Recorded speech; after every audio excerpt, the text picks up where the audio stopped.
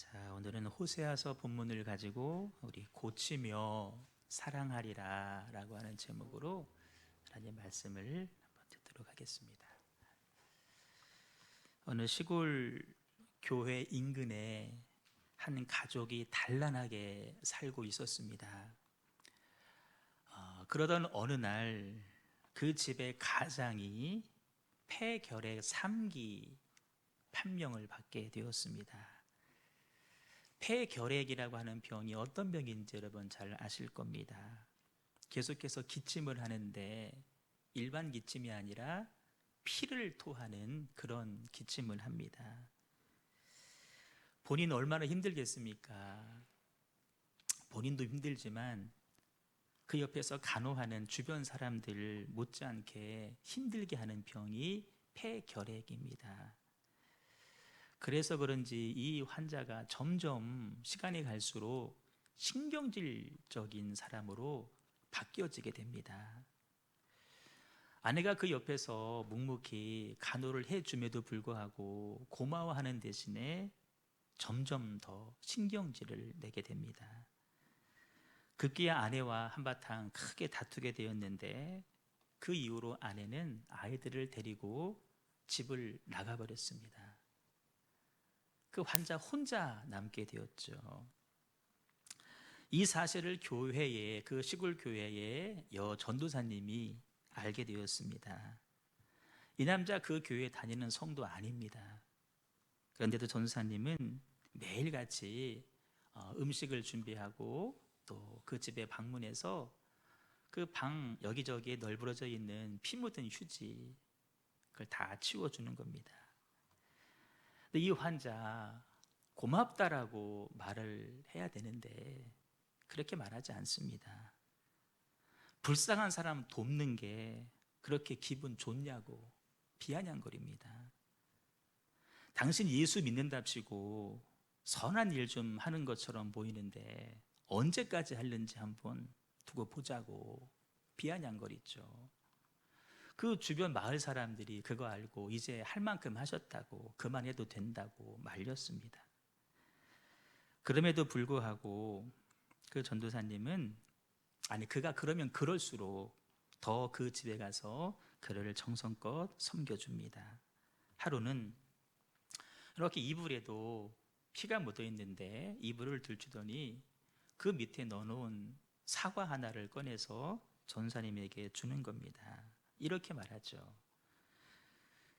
늘 저희 집에 오시지만 드릴 것이 없어서 한 번도 대접한 적이 없었는데 이 시들시들한 사과라도 하나 드세요. 그나마 전도사님이 사다 준 사과지만요. 이렇게 말을 하는 겁니다. 전사님이 고맙습니다 인사를 하고 씻지도 않은 사과였지만 그 자리에서 사과 하나를 맛있게 드셨습니다. 사과를 다 먹어갈 즈음에 그 모습을 지켜보던 이 환자가 갑자기 전사님 앞에 무릎을 꿇습니다. 그리고 이렇게 고백을 합니다. 나는 나쁜 사람입니다. 이렇게 나를 위해주는 분을 괴롭혔으니 나는 정말 천하에 없는 못된 놈입니다. 전도사님이 제게 보여주신 것이 예수님의 사랑입니까?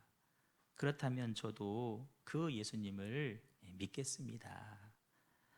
더 놀라운 것은 바로 그때 그의 온 몸이 뜨거워졌고 그로 하여금 피를 토하게 했던 나쁜 세균들이 다 없어지고 깨끗함을 받았다라고 하는 간증을 들은 적이 있습니다.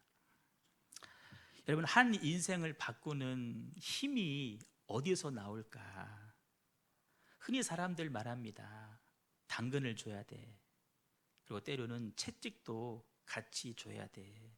당근과 채찍이 사람을 바꾼다라고 이야기를 합니다. 여러분, 사람이 그렇게 해서 바뀔까요? 우리 사람은 그렇게 해서 변하지를 않습니다. 주가 우리를 사랑하시고 용서하시고 그 사랑과 용서를 베풀기 위해서 주님 인내하셨습니다.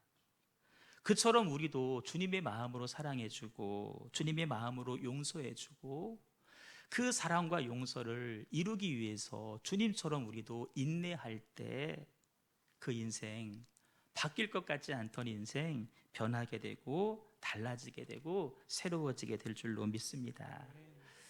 오늘 봉독한 호세아 말씀이 그 사실을 가장 잘 보여주는 성경이 아닌가 싶습니다. 하나님께서 호세아를 통해서 이스라엘 백성들에게 이렇게 전하라라고 당부를 합니다. 1절 말씀을 한번 읽습니다. 시작.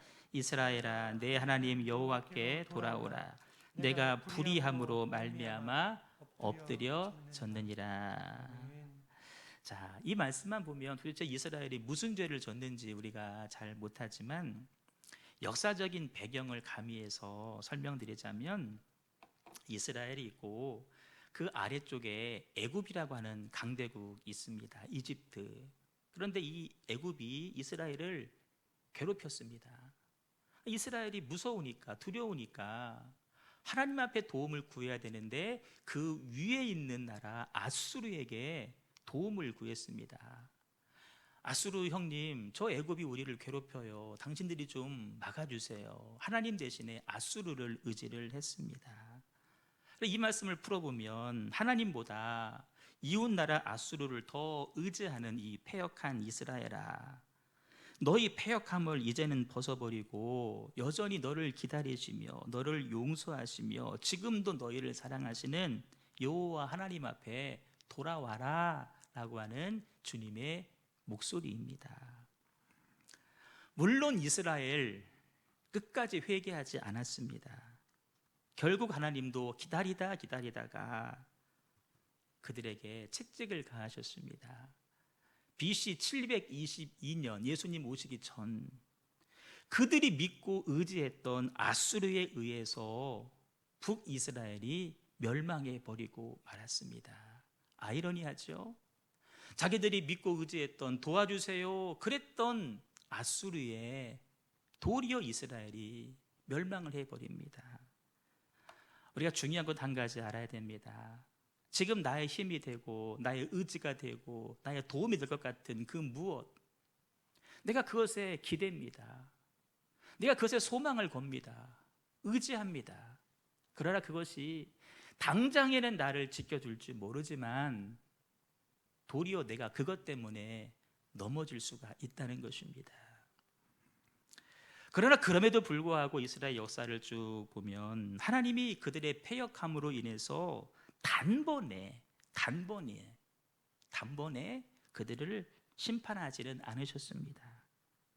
비록 그들이 하나님을 떠나서 패역한 삶을 살고 있었지만 돌아오기만을 하나님은 간절히 기다리셨습니다. 그리고 약속하시기를 돌아오기만 하면 내가 모든 것을 다 회복시켜 줄게, 약속의 말씀까지 함께 주셨습니다. 그런데 문제는 그 하나님의 마음을 백성들에게 아무리 전달을 해도 백성들이 알아듣지를 못합니다.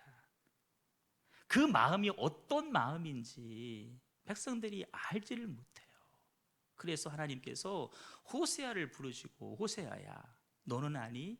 잘 모르겠는데요, 제가 상상하는 거예요. 네가 먼저 한번 경험해봐라. 그리고 그 경험을 전달해라. 이것이 하나님의 마음이라고. 하나님이 호세아에게 한 가지 부탁하시기를, 너 선지자지. 네, 어울리진 않겠지만 음란한 여인, 몸을 파는 창녀, 고매를 네 아내로 맡고 그를 통하여서 아들을 한번 낳아봐라. 네 마음이 어떤지 경험케 하시는 겁니다. 선지자가 그 말씀에 순종을 합니다. 사랑할 수 없는 여인, 아니 사랑해서는 안 되는 여인인지도 모릅니다. 도무지 받아들일 수 없는 여인을 아내로 맞아 드립니다. 그런데 아내 고멜은 어떻게 하냐?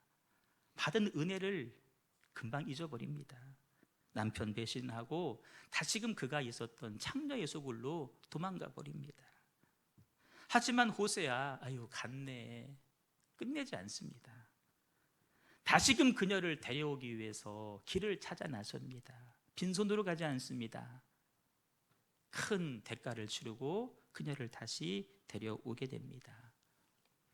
배은망덕한 고넬의 모습, 그러나 그녀를 찾아 나서며 값진 희생을 치르고 다시 데려오는 남편 호세아의 사랑. 우리는 이 이야기가 무엇을 말씀했는지 익히 잘 알고 있습니다. 고멜은 당시 이스라엘의 모습이고 오늘을 살아가는 저와 여러분의 모습일 수 있습니다. 동시에 고멜을 찾아 나서는 하나님 선지자의 모습은 우리를 향해 포기치 아니하시고 사랑하시고 우리를 얻으시려고 아들의 생명까지 아끼지 아니하시는 하나님의 사랑을 나타내고 있는 것입니다. 아내 고멜은 애초부터 남편 사랑을 받을 만한 자격이 없는 사람이었습니다. 하지만 자격 없는 그녀를 호세아는 아내로 맞아들이고 계속해서 사랑해 줍니다. 아무 조건 요구하지 않았습니다. 하지만 끝내 여인은 남편의 사랑을 외면합니다. 데려오면 또 나가고 데려오면 또 나가고를 반복합니다. 짝사랑하는 호세아, 계속해서 배신하는 아내 그 고멜. 우리를 짝사랑하시는 하나님, 지금도 그 사랑을 외면하고 있는 저와 여러분의 모습. 여러분, 짝사랑이라고 하는 것이 해본 분들은 아시죠? 얼마나 마음이 졸입니까? 마음의 치료, 사랑의 열병이라고 말할 정도로. 아니, 그 사람 나 한 사람만 바라봐줬으면 좋겠는데 나는 안 보고 내 마음도 몰라주고 다른 데 시선을 두고 있을 때 그 마음 참으로 아프죠. 오늘도 하나님은 그 짝사랑의 아픔을 앓고 계십니다. 우리가 지금도 그 하나님 그 열병을 앓게 우리가 만들고 있다는 것입니다. 이런 과정들을 겪으면서 호세아가 몇 가지 중요한 사실을 깨닫게 됩니다. 첫째는 그렇구나. 하나님의 영적인 신부인 이스라엘이 영적인 남편인 하나님의 품을 떠나 있을 때, 하나님을 떠나서 우상을 숭배하고 영적인 간음을 하고 있을 때 우리 하나님 마음이 찢어지듯이 아프시구나. 하나님의 아픔을 호세아가 알게 됩니다. 여러분, 하나님의 아픔을 아십니까? 하나님께서 얼마나 애달아 하시는지 그분의 애절한 마음을 여러분 아십니까? 하나님의 아픔입니다. 이거 모르니까 그렇죠. 자녀들이 부모의 그 마음을 모르니까 철없이 행동하는 것처럼 우리도 하나님 마음을 모릅니다. 하나님도 아파하십니다. 그러나 호세아가 또 하나 깨달은 것이 있습니다. 그 아픔에도 불구하고 하나님은 우리를 기다리고 계시다는 것입니다. 그 끝없는 기다리시는 하나님의 용서와 자비와 회복의 은혜를 알게 됩니다. 하나님은 우리를 지금도 기다리고 계시구나. 또 한 가지, 결론적으로 우리가 하나님께 돌아갔을 때 하나님은 단순히 돌아왔구나 라고 끝나는 것이 아니라 원래의 모습, 아니 그 원래 이상의 모습으로 우리를 만지시고 고치시고 치유하시고 회복하시는 하나님이시구나. 그 하나님 품에서 누리는 자의 복이 얼마나 큰지를 이제 호세아가 알게 됩니다. 오늘 말씀의 핵심 구절입니다. 한번 4절 크게 한번 읽어요. 시작. 내가 그들의 반역을 고치고 기쁘게 그들을 사랑하리니 나의 진노가 그에게서 떠났음이니라. 아멘. 이 말씀을 하나로 줄이면 고치고 사랑하겠다입니다. 고치고 사랑하겠다. 사랑도 억지로 사랑이 아니라 기쁘게 사랑하겠다. 우리가 믿는 하나님, 우리의 잘못된 과거, 부끄러운 과거, 아픈 오늘의 현실 분명히 있지만 하나님께 돌아오기만 하면 언제 그랬냐는 듯이 우리의 아픈 부분들 다 고치시고 싸매시고 회복케 하셔서 다시금 하나님 사랑 안에서 살도록 우리를 인도해 주시는 사랑의 하나님인 줄로 믿습니다. 여러분, 인간의 경험으로 보면 이게 불가능하죠. 인간의 경험으로 볼 때 나 배신하고 딴 데 갔다 온 배우자 받아들이기 쉽습니까? 인간적으로는 참으로 어렵습니다. 내 경험으로 안 된다고 해서 하나님도 못 하신다? 여러분, 그렇지 않습니다. 인정하셔야 됩니다. 아니, 그렇다면 왜 하나님은 그런 우리들을 다시 용서하시고 받아주실까? 그 이유가 뭘까? 다른 거 아닙니다. 딱 한 가지입니다. 하나님이 보실 때 저와 여러분은 소중한 존재이기 때문에 그렇습니다. 우리의 가치 때문에. 가치. 우리에게는 엄청난 가치가 있다고 이미 다 말씀을 드렸습니다. 하나님 최대의 투자 대상이 우리라고 말씀드렸습니다.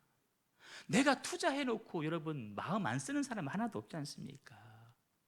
하나님 우리를 살리시기 위해서 그 많은 일들을 하셨습니다. 마지막에는 아들 예수까지 주셨습니다. 그 아들 예수의 생명이, 피가 우리 가운데 묻어져 있는데요, 하나님 어찌 우리를 외면하시겠습니까? 우리의 가치는 나의 가치가 아니라 예수님의 가치입니다. 그래서 하나님은 절대 우리를 포기하지 않습니다.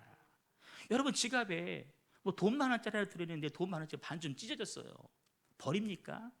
버리는 사람 한 사람도 없습니다. 테이프로 발라서 다시 쓰죠. 왜? 돈 10,000원의 가치 때문에 그렇습니다. 근데 우리는 그 돈 10,000원에 비교할 바가 안 되는 가치를 가지고 있는 사람 아니겠습니까? 하나님 한시도 눈을 떼지 아니하시고 졸지도 아니하시고 주무시지도 아니하시고 우리를 주목하시는 대상이 바로 저와 여러분인 줄로 믿습니다. 누가복음 15장에 보면 이 하나님의 사랑을 탕자의 비유를 통해서 또 잘 말씀해 주고 있습니다. 아들이 아버지의 마음을 어지간히 아프게 했습니다. 그리고 집을 나갔습니다. 그렇다고 해서 아버지는 아들을 포기하지를 않습니다. 돈 나가서 다 썼으니까 포기하겠다? 아닙니다. 아니, 그러면 돈 벌어왔으면 환영입니까? 그렇지 않습니다. 그런 것과 상관하지 아니하고 이미 아들을 용서하셨습니다. 아들이 아직 돌아오기 전이지만 아버지는 이미 아들을 마음속으로 용서하시고 그가 돌아오면 내가 어떻게 맞이해 줄까? 어떻게 환영해 줄까? 이미 다 준비를 해놨습니다. 여러분, 반지 끼워주죠. 새로운 신발을 신기고 새로운 옷을 입히고 잔치를 하죠. 그때 가서는 즉흥적으로 그거 못합니다.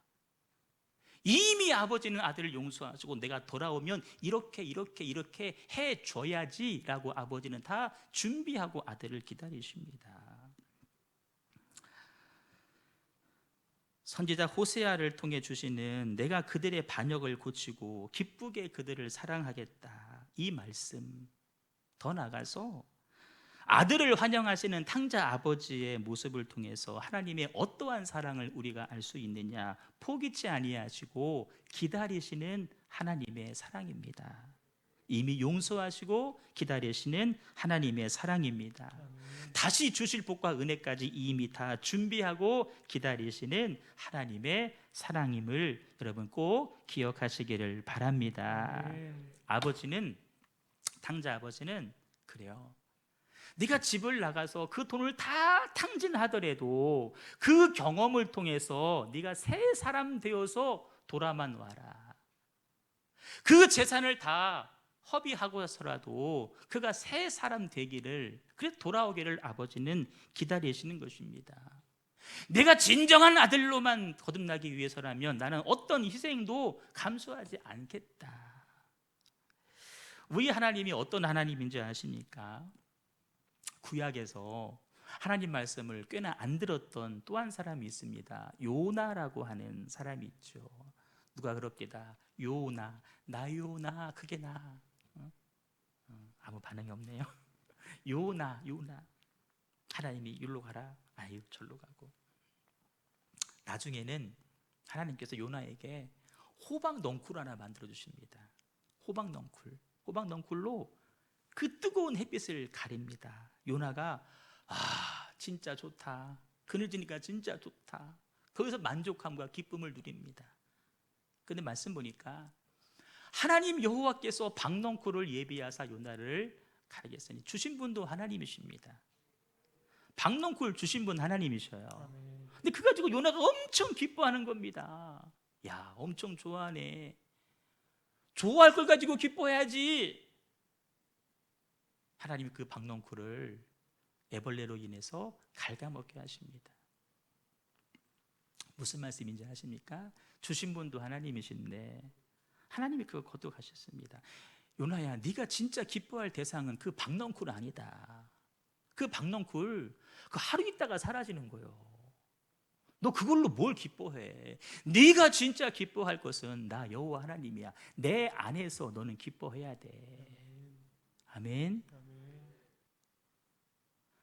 하나님이 그 주신 것을 거둬가면서까지 깨닫기를 원하신다는 겁니다.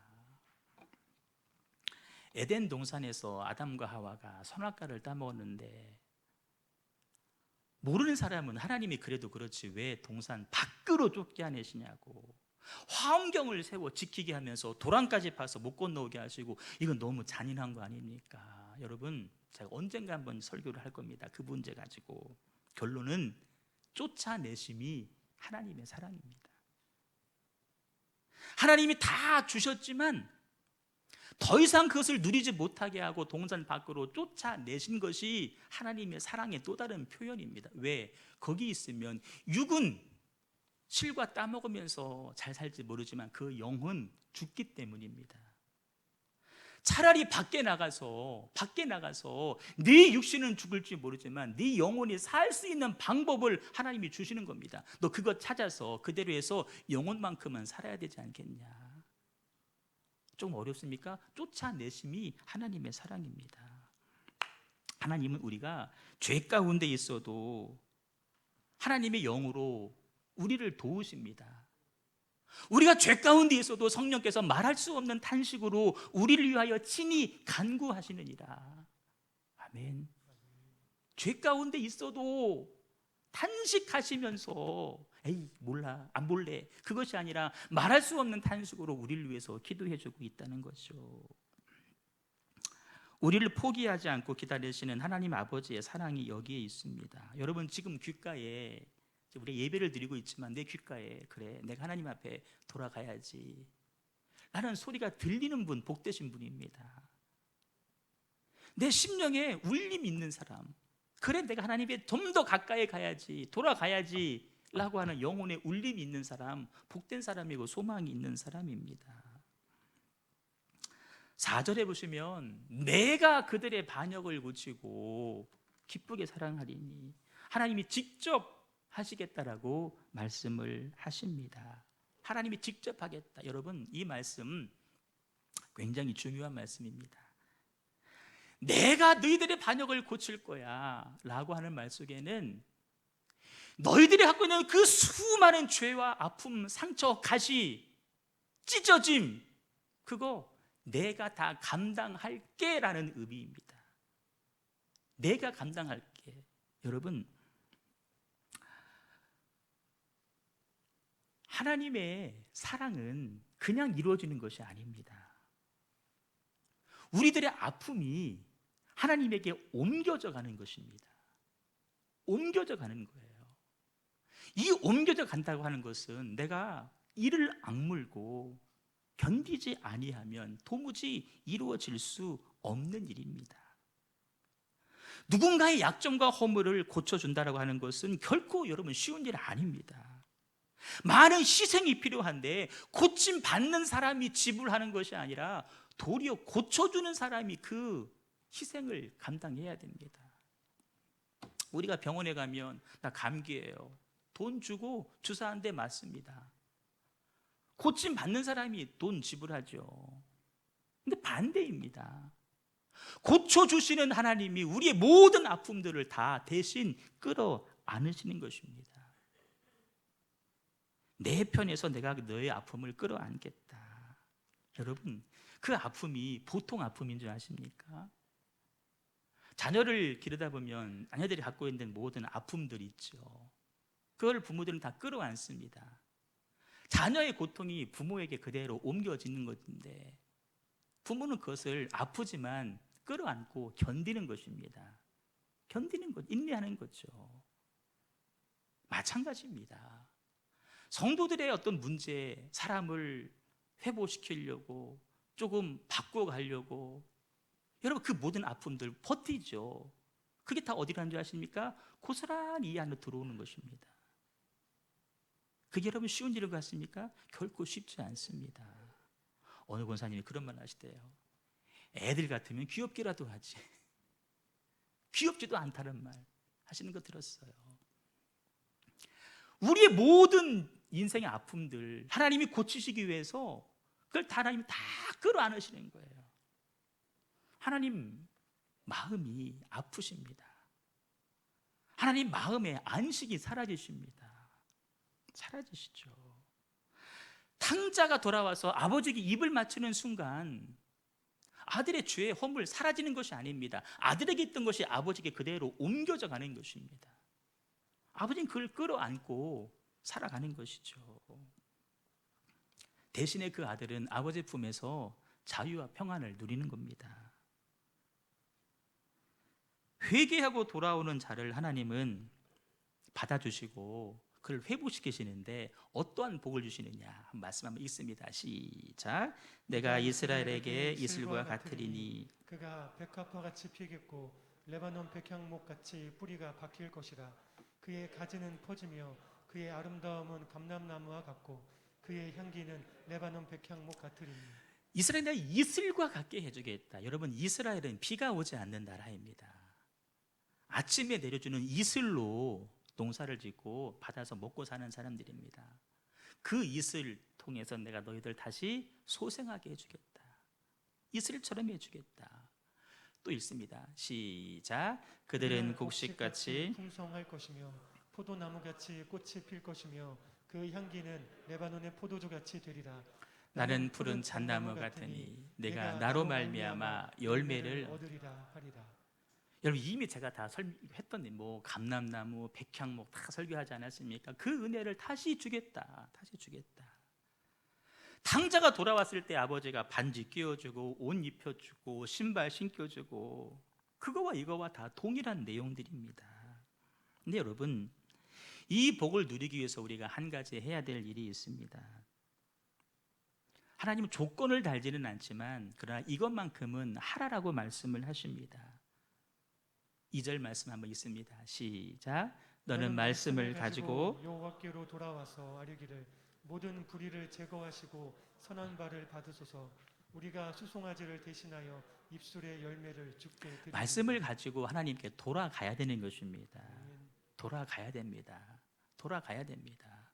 돌아가지 않으면 이 은혜 복 임하지를 않습니다. 입술의 열매 건성으로 하지 말고 형식으로 하지 말고 내 기준대로 하지 말고 하나님 앞에 진정한 영혼의 뿌리에서부터 올라오는 회개를 드리고 아버지께 돌아오라는 것입니다. 3절 있습니다. 시작. 우리가 수르의 구원을 의지하지 아니하며 말을 타지 아니하며 다시는 우리의 손으로 만든 것을 향하여 너희는 우리의 신이라 하지 아니하오리니 이는 고아가 주로 말미암아 긍휼을 얻음이니라 할지니라. 아멘. 엉뚱한 앗수를 의지하지 말고 하나님 의지하라. 우상 숭배하지 말아라. 돌아와라. 오늘날도 예수님에게 삶을 전적으로 위임하고 예수님 앞에 항복하고 돌아오는 사람들, 상처를 치료받고 모든 싸움에서 승리를 거두게 될 줄로 믿습니다. 여러분, 돌아오라요. 돌아오라. 이렇게 코로나 상황들이 진행될 때 쭉 보면은 뭐 직장에서 교회를 가지 말아라라고 원초적으로 맞는 직장들도 있습니다. 어쩔 수 없어요. 근데 그렇지 않은데 내가 예배할 수 있는데 보면은 교회만 안 와. 밖에는 다 할 거 다 다니고 휴가도 가고 막 이런데 교회만 안 와. 어떤 분들 그렇게 하나님 말씀은 잘 안 듣는데 나라에서 하지 말라고 했으니까 그 말 들어야 돼. 듣지 말라는 얘기가 아닙니다. 근데 나라의 어떤 지침보다 더 중요한 것은 하나님의 말씀 아닙니까? 돌아오라. 왜 교회만 안 가고 왜 다 하면서 왜 교회는 안 가니? 돌아와라. 우리 마음을 다해서 주께 돌아와라. 예수님의 피, 음역만 같습니다. 피, 영어 알파벳 P 4가지가 있다고 합니다. 첫째는 용서의 파돈이라고 하는 용서. 예수의 피는 우리를 용서하는 피입니다. 용서하지 못할 죄가 없습니다. 다 용서하십니다. 두 번째 피는 뭐냐면 피스입니다. 평화입니다. 예수의 피가 가는 곳마다 평화가 이루어집니다. 세 번째, purpose. 삶의 목적을 알지 못했던 사람이 삶의 이유와 목적을 알게 되고, 네 번째, 파워, 능력 있는 삶을 살게 된다라고 말씀을 합니다. 여러분, 예수에게 돌아오십시오. 네 가지 능력이, 평화가, 또 용서가, 삶의 목적이 우리 가운데 분명해지고 주어지게 될 줄로 믿습니다. 오늘날 많은 사람들이 하나님을 떠나 있습니다. 믿는다고 하는 성도들조차도 이런저런 이유로 하나님을 떠나 있는 경우들이 너무나 많이 있습니다. 우리가 하나님 앞에 돌아가야 됩니다. 오늘 말씀, 돌아와라, 돌아와라. 이제라도 돌아와라, 돌아와라. 이런저런 이유 핑계 대지 말고 돌아와라, 돌아와라. 코로나 상황이 뭐 끝날만 하면 또 확산되고 뭐 전 세계적으로 그렇고 있지 않습니까? 그 원인이 뭔지는 잘 모릅니다. 의학적으로 제가 알 수 없죠. 하지만 우리는 이렇게 인정했으면 좋겠습니다. 우리 믿는 사람들이 하나님을 멀리 떠나 있기 때문에 이런 일들이 생기는 것이 아닐까. 우리는 그렇게 생각했으면 좋겠습니다. 내가 하나님 앞에 멀리 떠나 있어서 우리가 할 일이 하나 있습니다. 하나님께 돌아가는 일입니다. 돌아가면 받아주시고 다시 고쳐주시고 다시금 우리를 회복해 주실 줄로 믿습니다. 여러분, 이 상황 가운데 하나님께 더 돌아가기 위해서 조금이라도 애를 한번 쓰고, 그냥 말씀 듣고 끝나는 것이 아니라 내가 조금 더 하나님께 돌아가려고 애를 한번 써보고, 좀 애를 좀 썼으면 좋겠습니다. 그냥 상황이 그러니까 그렇다고 하지 말고 애를 한번 썼으면 좋겠어요.